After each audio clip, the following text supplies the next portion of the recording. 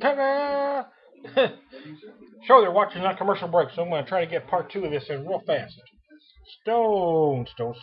Ruination.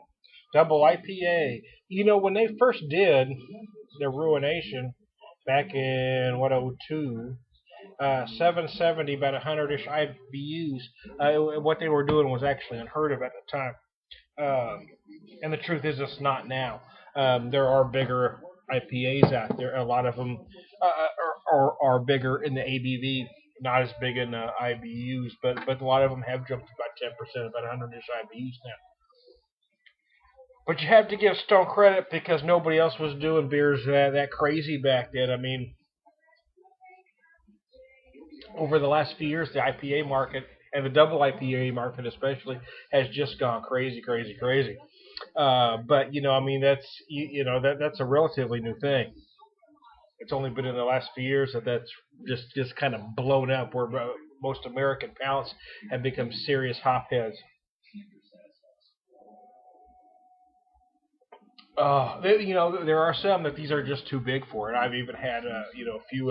I've even, a couple beer discussion groups I'm involved in. A couple English folks have told me that these are just too far and they're just too over the top.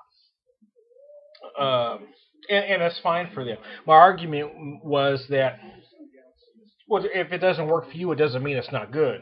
It just means it doesn't work for you. You know,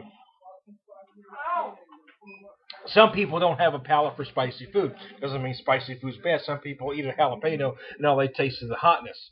Some people take a bite of a jalapeno and you taste those sweet sugars, and everything just kind of comes together to make the food better for you. I mean, some folks can eat curries like I can, for instance. I love spicy food, but some people take a bite of spicy and all they taste is hot. They don't taste all those other flavors going on. And I think the same is true for large beers, big beers, and specifically IPAs.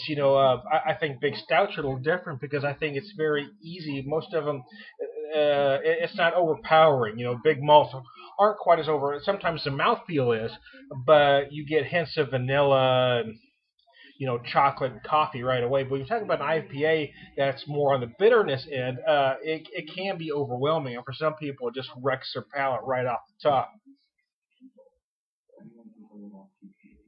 But there are those of us out there, and we may be the minority of craft beer lovers, but there's a lot of us out there because the IPA is, the biggest selling craft beer. Oh, excuse me.